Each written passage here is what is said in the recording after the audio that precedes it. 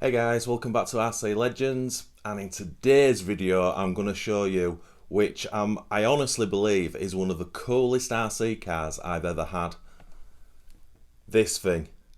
So this is the AKM, which stands for A-King Motors 777 Leopard 2-wheel drive off-road buggy. The bumper's rattling inside, so I apologise for the noise. I've never seen anything like this thing. It's honestly incredible. It really is. So very little is known about this vintage RC, and I'll tell you the little bits I've picked up on. First of all, a massive thank you to Patrick for selling me this. He actually posted it on my RC Legends Facebook group, which is a link to that group in the video description. Go check that out. And I messaged him straight away and I said, if you're ever going to move that on, just, maybe you could let me know. Anyway, I forgot about it. And about 2 or 3 weeks later, he's messaged me and he said, yeah, it's yours if you want it. So we got a deal over the line. And yeah, just a massive thank you, Patrick, if you're watching. So there's like that much information on the internet about this car. I'll put this picture up now. That's the box it came in. I love it. I just absolutely love it, and it's not even painted on that box.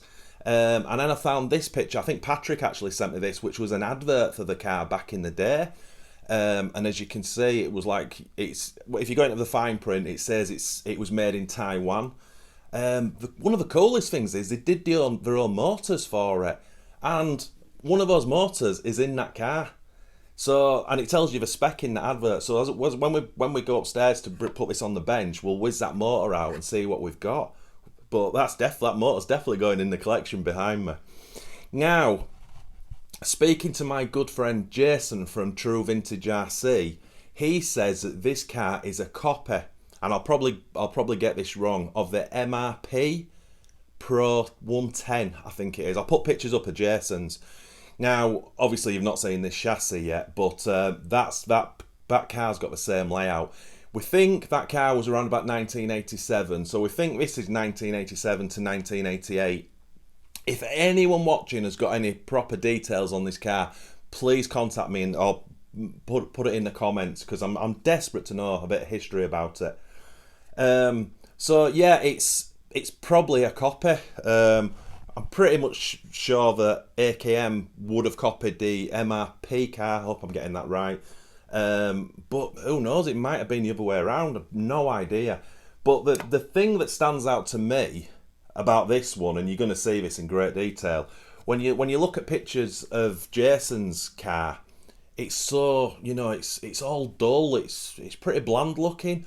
Whereas this thing is just gold alloy and whatever, this like white, looks like nylon material to me, and the whole car just looks, and it really resembles, or it's got so many similarities to like the look of the Team Associated RC10 from back in the day. It's an incredible thing, and once we get the camera close to it, I'll show you a close-up on the body shell, because the shape of this thing is just gorgeous. As you can see in this picture I'm putting up on that advert and the box, it actually is supposed to have a wing on it, so it has these 2 tubes sticking out of it, so the wire wing mounts fit into there. Now, I haven't got a wing for it, but looking at those pictures, I think if I'm going to order a Tamiya Falcon wing, just a reproduction one from probably TBG, because I think that's going to keep it quite realistic to how it looked. I think I'll keep looking for different wings before I order it, but that's the closest one I found to it. But what a thing! Now, obviously, as maybe you can see, it's got bits of paint on the shell, so there's no reproduction shells for these out there. So this is a one-time deal in the restoration for me. It's got the original decals on it. Again, there's no reproductions of it, so we have to work with what we've got. So yeah, somebody's tried to strip the paint out of it, and maybe they've given up or they just run out of patience. I don't know. But yeah, when we come to the next video, which will be the restoration of it, and that's going to be soon, because I want to get this finished and on this shelf. Yeah, it's probably going to be gold as well, I think, that, because obviously on the advert it's gold. But I don't know. So I think what we'll do now is we'll whiz the camera over and we'll have a close-up look. And you're going to be seeing this for the first time as I am. And we'll stick that front bumper on and yeah, we'll just have a look at it in detail. Right, so first thing that was an absolute buying point for me is the body shell. For whatever reason, it just absolutely floats my boat. And I'm just talking the shape of it, because it's just so unique. It's very... I see other car shells within it, if that makes sense. The shape of this, I don't know. Obviously we've got the main front window, but it's this really steep angled side windows. And then these big sort of flared, whatever they are. And obviously it is going to look very different when it's got a wing on it. But yeah, what do you think? And then from the other angle, it's got more light on it as well at this angle. Does, yeah, I'm sorry, I'm going to repeat myself a lot more than I usually do. But for whatever reason, this thing just appeals to me. I honestly can't wait to get the paint in, get the canopies masked off, the window canopies masked off, and wow. Right, as I said, you're seeing this at exactly the same time I am, so I've not even taken the body shell off this yet. So can we do that on camera? Oh, there's lots of little bits that are loose with this. Oh, I don't think I'm going to be able to do it. Ah, God damn. Right. I think what we'll start with before we look at this crazy chassis is we'll just go over the body shell quickly. Right, it's really thick Lexan, not really thick, but it's not like what I would call sort of late 80s, early 90s polycarbonate on the original Buggies, where it was really a lot thinner than it is today. That's kind of the same thickness as you would expect. Now, I was just going to say there's no cracks in it, and then I just went to push that out. So there's a vat there, if you can see it, but I can repair that dead easy. Just wondering if that's happened because of a paint stripper or whatever the previous owners have used. It's quite possible, isn't it? So as you can see now, it's a little bit easier to see with a shell like this where the areas of the paint are still on. So the fact that it's a nice thick piece of Lexan, I'm thinking, okay, we might actually try to get this paint off, and I can start right at the front end on the really easy bits, and if I can get that off and clean it up. But I don't know, it might just be a case of just tough titty, live with that, live with it how it is, and get some paint on it. Because, and plus, where it's got red here, the wing's going to be sort of covering that, so you're not really going to see it. I don't know. It might, if I go gold against what's on it already, it might look a dog, I don't know.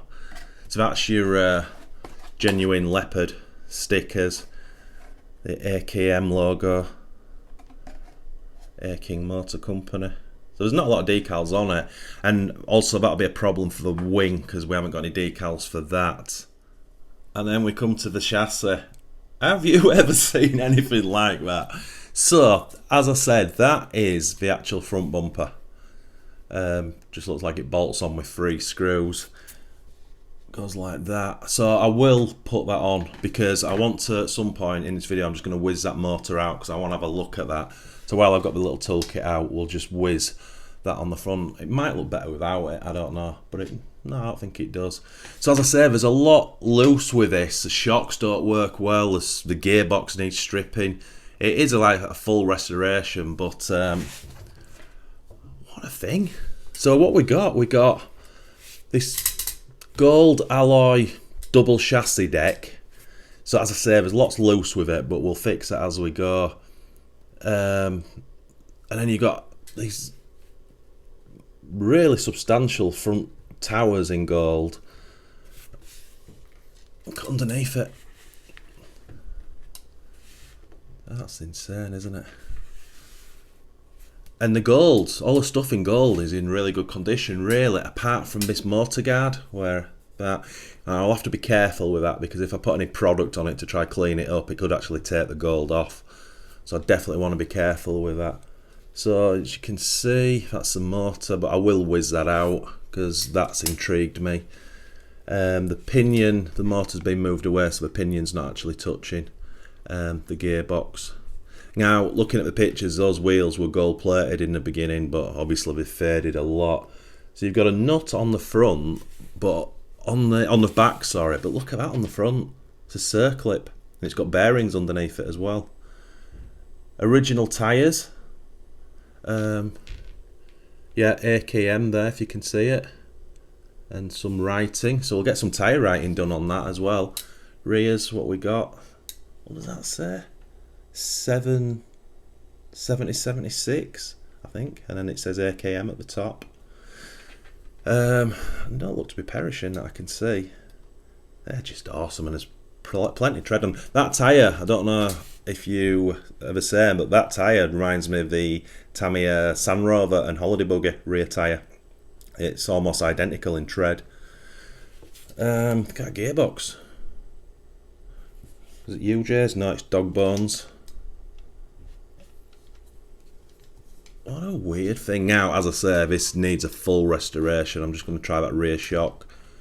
It is working, but it's rough. And I don't even think the fronts are doing anything. So if you see how the front is, the front end's just really strange. Look at that really strange front sway bar. And then this nylon material, like a turnbuckle down here. Very odd. Anyway, that front shock. Okay, it does work, but it feels terrible. That one's even worse. What's this rear like? Yeah, those rears are not too bad. They don't feel like they've got any oil in them, though. But, yeah, I mean, that doesn't even... Okay, the rear you can get, but the... Yeah, maybe that's not going to take a great deal, I don't think, to free it all up. What do you think? I love this thing. I love it. I love it. It's just awesome. Stick in the comments. Sorry if I keep saying it, but stick in the comments what you think.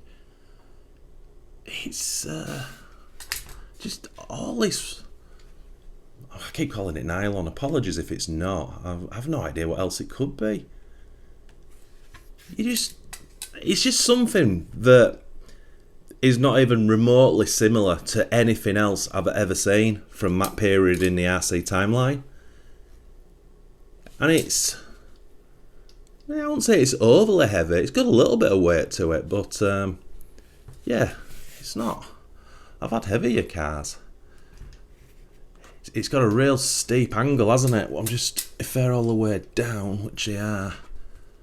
So yeah, it's got quite a steep angle, but if you kind of sit it, where is it? If you kind of sit it down there, so it's kind of parallel, you've got almost zero rear shock movement.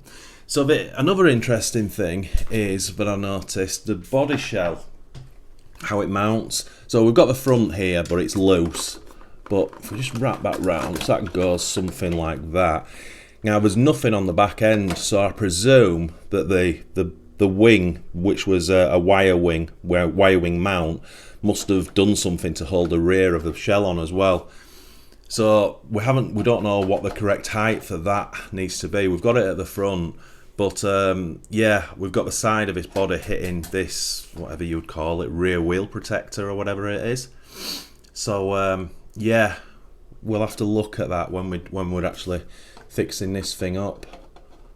Because to be honest, me being me, when that's on the shelf, I'm gonna want it kind of flat to the floor looking, and then just with a little bit of extra angle on that wing. Right, let's just get the tools out quickly. I'll put the front bumper on and I'm going to get that motor out. Right, so that's the front bumper on. I actually like it with the bumper on. It kind of looks a little bit more finished.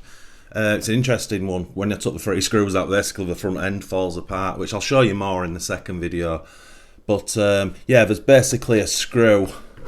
The body post was loose because it was fully tightened up, but it didn't have the width of the bumper. So there's a screw underneath the bumper in the centre which kind of pins it all together, and then you put these 3 in, which kind of holds it where it wants to be. So now, as I say, that's solid, but if we just sit that on, fit that over the back, and then we'll have to push it down. So I'm sorry, my arm's in the way, but the body's gonna sit, I don't know, something like that although it's at an angle. So I'll have to check out what it's, because it kind of looks like it sits on the top of the shocks. Right, let's get that motor out. Right, this is just an added bonus for me, because you know I love my brushed vintage motors, and the condition of this thing isn't bad at all. I was kind of really worried about the decal on it because it's worn, but I've obviously had a motor protector on, which has kept that in good nick.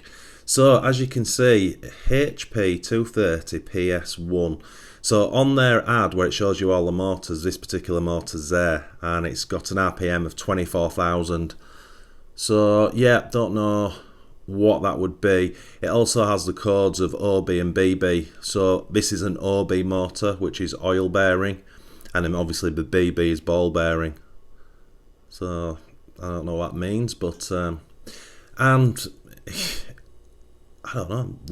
I was going to say it's modified because it looks like it's got adjustable timing, but I'm not 100% sure if that's actually the case or not. Let's just where's the spring off? Just see if we can see in there. See what the brush is like.